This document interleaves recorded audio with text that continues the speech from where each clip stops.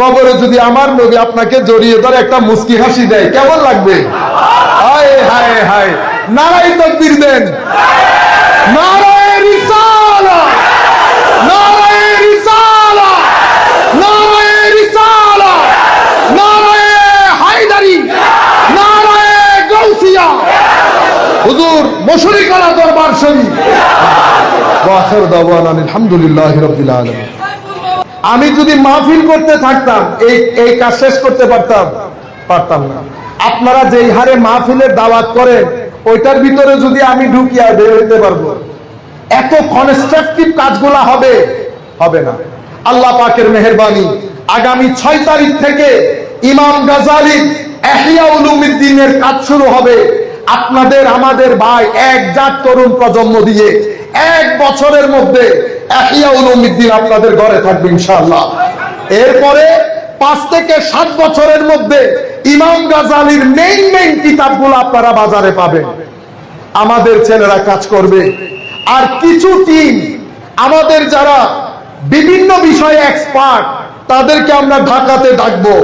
আপনারা আসবেন, form fill up করবেন, আমাদেরকে জানান দিবেন কে কোন বিষয়ে পারদর্শী।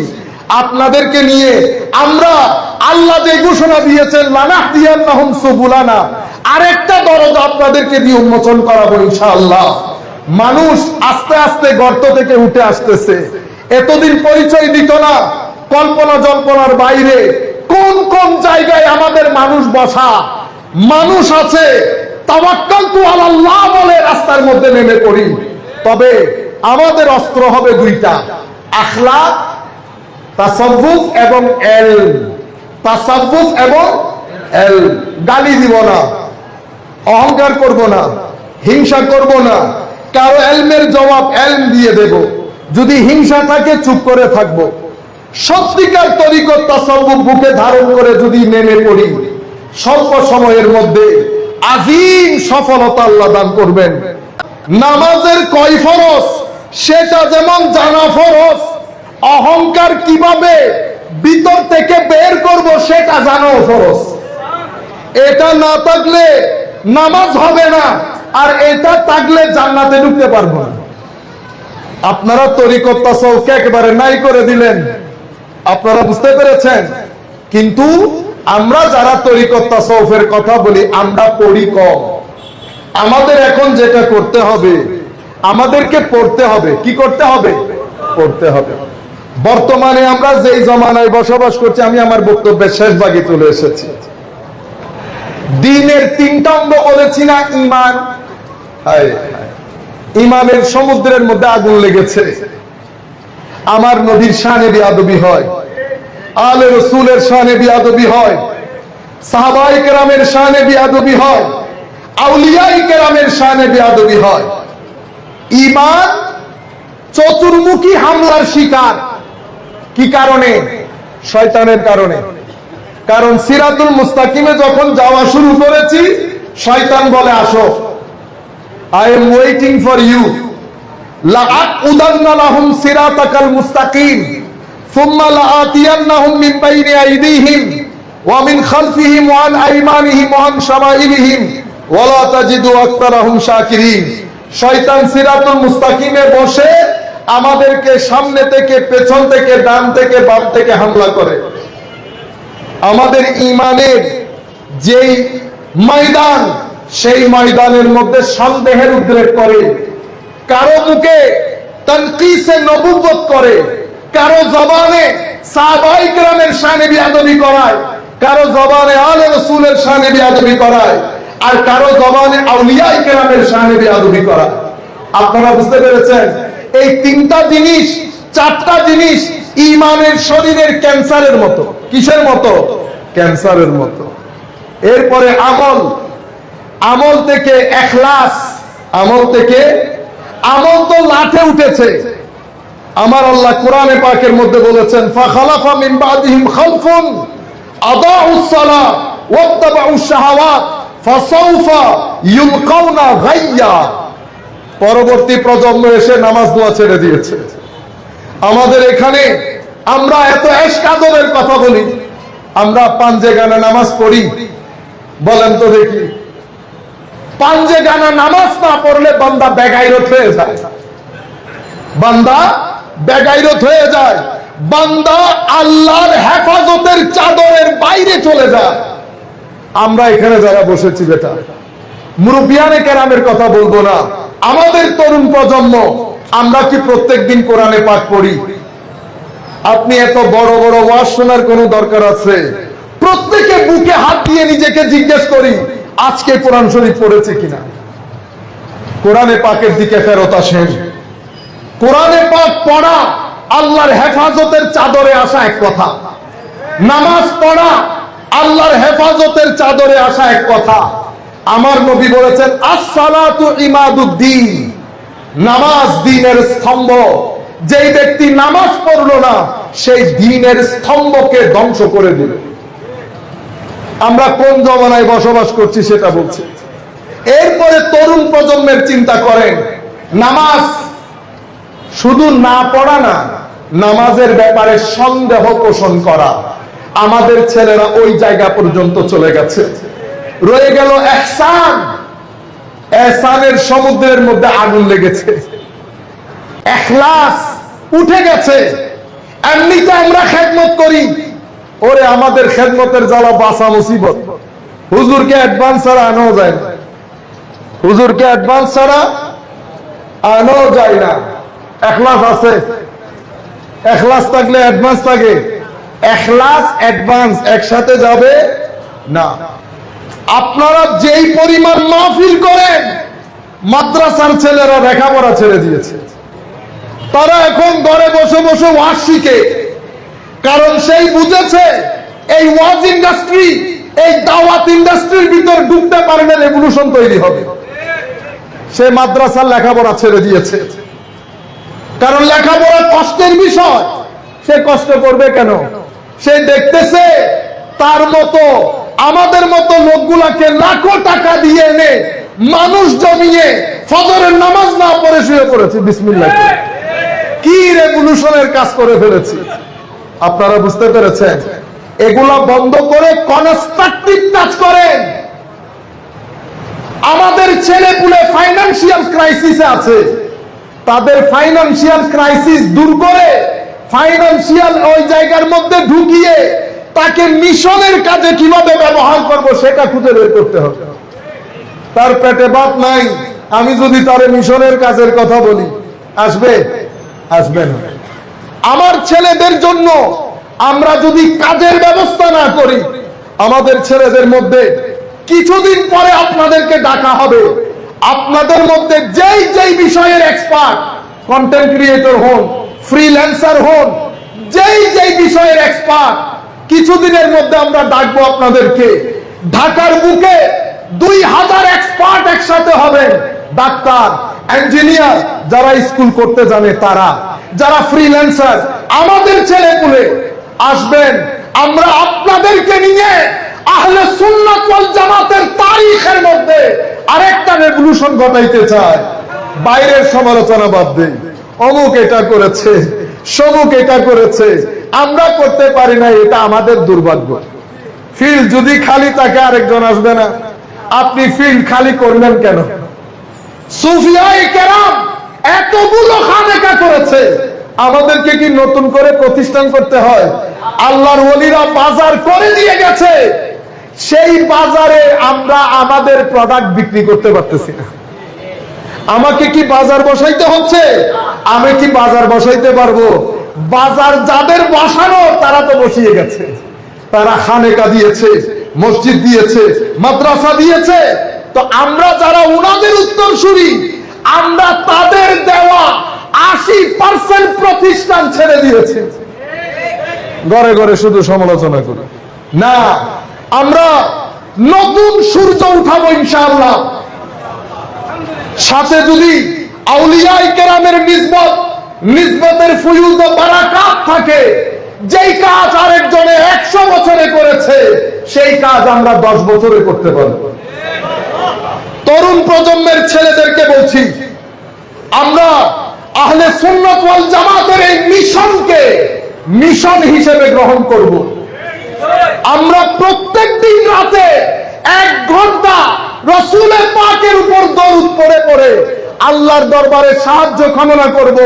আল্লাহ রাস্তা দেখান, আল্লাহ রাস্তা দেখান। কোন রাস্তায় হাঁটলে তরুণ প্রজন্মের কাছে সুফিয়ায়ে কেরামের রেখে যাওয়া এই বাগানের পরিচয় তুলে ধরতে পারবো, সেই রাস্তায় আমাদেরকে হাঁটতে হবে। আপনারা ফ্রাস্ট্রেটেড হতে হবে না, আপনারা ডিপ্রেসড হতে হবে না। নামাজি হন, রাতে সপ্তাহে একবার হলেও তাহাজ্জুদে উঠে আল্লাহর দরবারে সিজদা দেন। বিশুদ্ধবারে দরুদের মাহফিল সাজান, সোমবারে জিকিরের মাহফিল সাজান, কোরআনের তিলাওয়াত করেন, আউলিয়ায়ে কেরামের দরবারে এসে তাদের উসিলায় আল্লাহর দরবারে রাস্তা চান। যদি এভাবে আমরা একসাথে এগোই, ইনশাআল্লাহ সূর্য উদিত হতে সময় লাগবে না, মেঘ থাকবে। মনে রাখবেন, ইন্না মাআল উসরে ইউসরা, ফা ইন্না মাআল উসরে ইউসরা।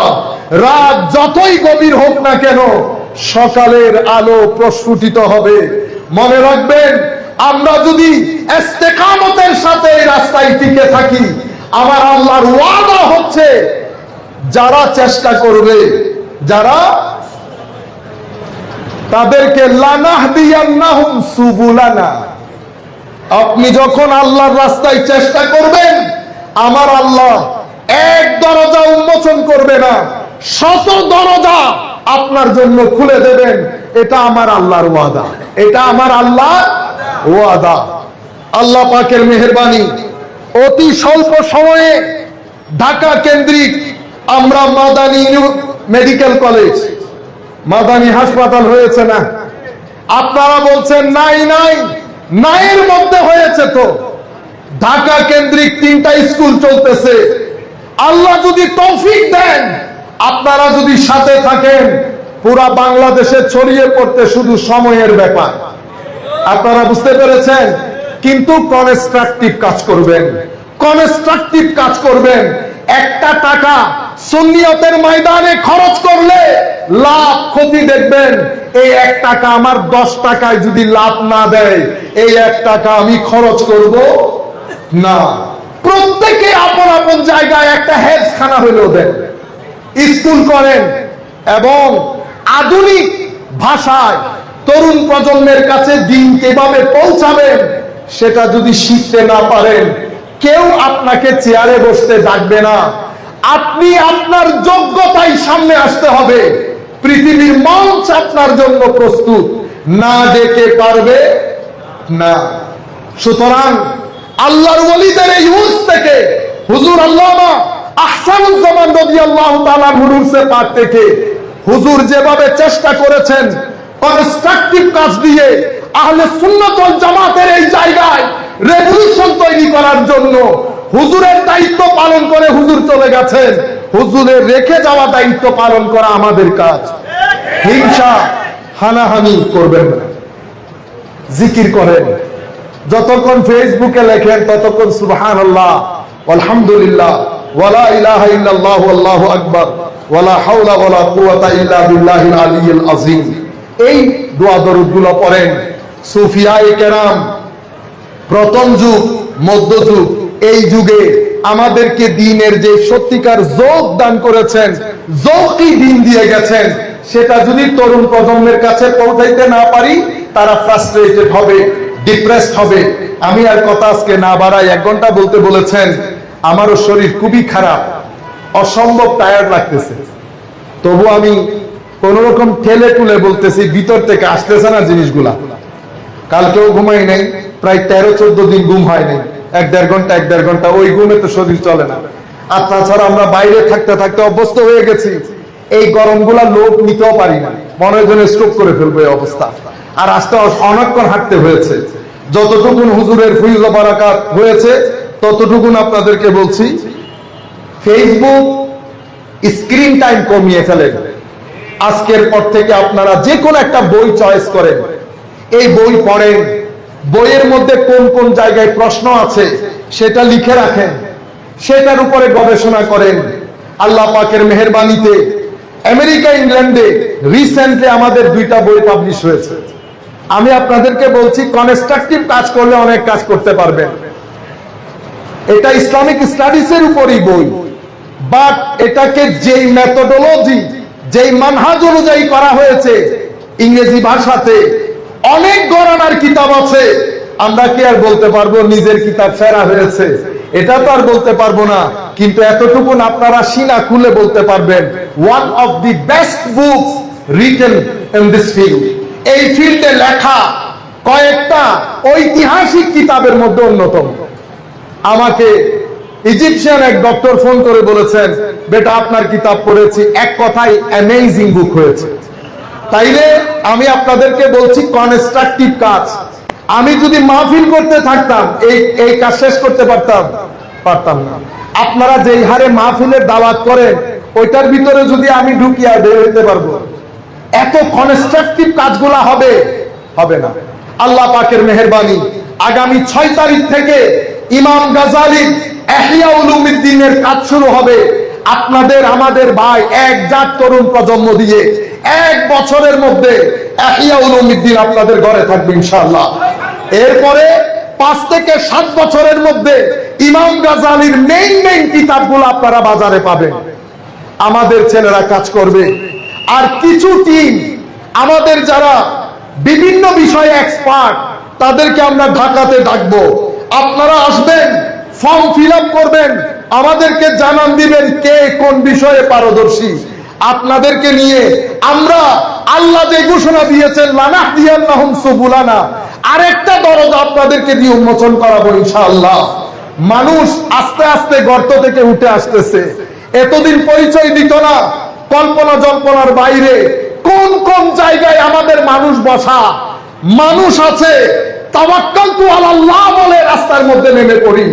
তবে আমাদের অস্ত্র হবে 2টা, আখলাক, তাসাব্বুফ এবং ইলম। তাসাব্বুফ এবং ইলম।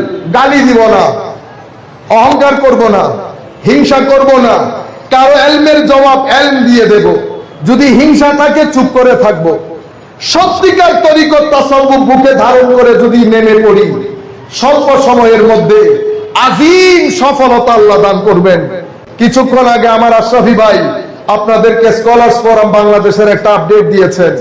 হুজুর আমাদের একটা অনুষ্ঠানে এসেছিলেন, আমি শুধু ওই এহসান মনে করে আজকে না গিয়ে আজকের অনুষ্ঠানে আসা নিশ্চিত করেছি, যাতে এহসানের বদলটা এহসান দিয়ে হয়। আমরা তো আর এহসান করতে পারবো না হুজুরের উপর, সৈয়দ জাদা আরো।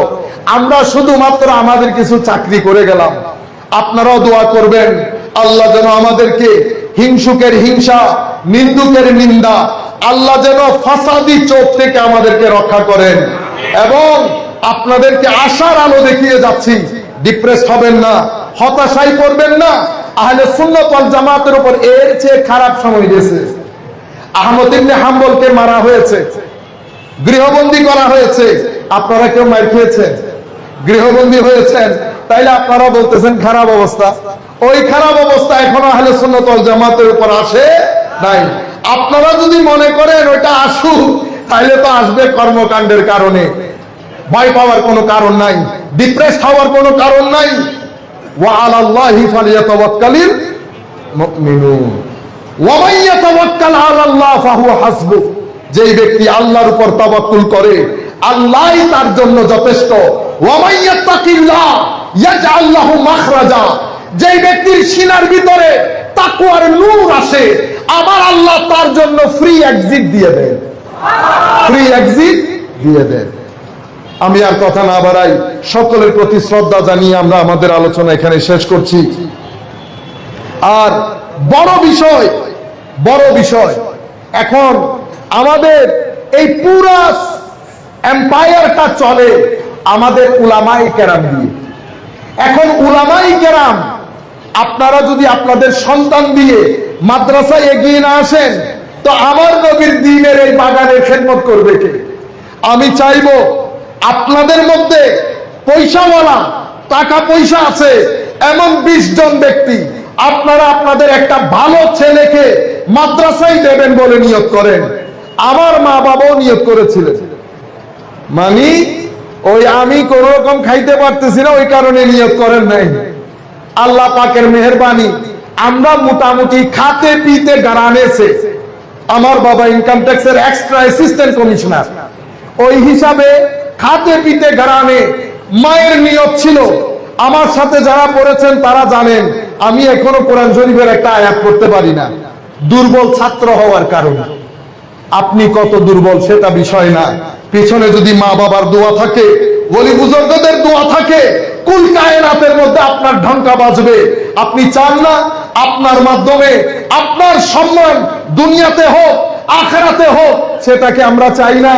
যদি চেয়ে থাকেন আমার নবীকে হাজের নাজের জেনে সবুজ গম্বুজ অন্তরে ধারণ করে বাসায় গিয়ে, অথবা এই মুহূর্তে আপনি নিয়ত করেন আপনার এক সন্তানকে আমার নবীর দ্বীনের এই বাগানের খেদমতের জন্য, এই জিহাদের জন্য আপনি উৎসর্গ করবেন, নিয়ত করে ফেলেন।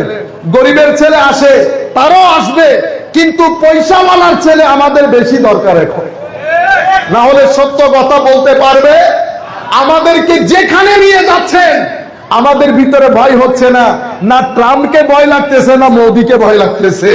চোখের উপর চোখ রেখে কথা বলতে এই প্যানে আজি দুই ভাবে আসে, একটা পরিবার থেকে আসে আর একটা সুফিয়ায়ে কেরামের দরবার থেকে আসে। আল্লাহর ওলির নজর যেই ব্যক্তির উপরে পড়ে সেই ব্যক্তিকে প্রথম যেই নিয়ামত আল্লাহ দান করেন সেই নিয়ামতকে বলে বেনিয়াজির নিয়ামত। সবাইকে তাদের সামনে গরিব লাগে, সবাইকে তাদের সামনে গরিব লাগে। অনেক বড় পয়সাওয়ালার কাছে গিয়েছি, কি বলেছি জানেন? ভাই আপনার কাছে এসেছি, আপনি বড় মানুষ ওই কারণে না। I have nothing to do with this who you are. I have nothing to do with this. আমি আপনার কাছে এসেছি একটা দরবারের সাথে আপনার নিসবত আছে, সেই নিসবতের কারণে। বুঝতে পেরেছেন? আমাদের সুফিয়ায়ে কেরাম শিখিয়েছেন, বেটা কোন বড় লোকের কাছে যাবি না, কোন বড় লোকের কাছে যদি যেতে হয় তো তার কাছ থেকে হাদিয়া গ্রহণ করবি না। এটা গ্রহণ করলে আমার নবীর হুরমতে দ্বীন বুলন্ডিত হয়, আমার নবীর দ্বীনের হুরমত বুলন্ডিত হয়। 20 জন আপনারা আমাদের হুজুরের মুরিদিন, মুতাআল্লিকিন, মুতাআসসিকিন, মুতামাসসিকিন, মুহিব্বিন যারা আছেন তাদের প্রতি বিনয়ের সাথে অনুরোধ করব, আমাদের চলতি পথে কিছু শক্তিশালী সেনা দরকার, যাদের পারিবারিক ঐতিহ্য থাকবে, টাকা পয়সা থাকবে, টাকার জন্য দিন বিক্রি করে দিবে না, টাকার চিন্তায়। কারণ এটা আমি দোষের কথা বলছি না, আপনারা আবার মাইন্ড করবেন না। যখন পেটে খিদা থাকে, সে যদি সারাদিন খিদা নিবারণ করতে অতিবাহিত করে ফেলে, দিনের খেদমত করতে পারবে না। আপনি যখন ছেলেকে দিবেন তখন ছেলের ভবিষ্যতের জন্য আলাদা একটা অংশ তাকে দিয়ে যাবেন, যেন ভবিষ্যতের জন্য তার কোনো চিন্তা করতে না হয়। বাংলা থেকে প্রাচ্য থেকে পাশ্চাত্য যেন খেদমত করতে পারে। আমি কি এটা আশা করতে পারি আপনাদের কাছ থেকে? আমার মা বাবা দিয়ে কি ভুল করেছে? আমার বাবা দিন রাত কাঁদে, এই চোখের জল আমার জন্য দোয়া। কেন? দুনিয়াতে উনি বলছেন দুনিয়াতে যদি এই সম্মান হয়, বাকিটা আপনারা বুঝেন। সুতরাং সম্মান পাবেন, সম্মান পাবেন, কবরেও পাবেন, আখিরাতেও পাবেন। কবরে যদি আমার নবী আপনাকে জড়িয়ে ধরে একটা মুস্কি হাসি দেয়, কেমন লাগবে? হায় হায় হায়, নারায়ে তাকবীর দেন, নারায়ে রিসালাত, নারায়ে রিসালাত, নারায়ে রিসালাত, নারায়ে হায়দারি, নারায়ে গাউসিয়া। হুজুর মশরিক আলা দরবার শরীফ। ওয়া আখির দাওয়ানা আলহামদুলিল্লাহি রাব্বিল আলামিন।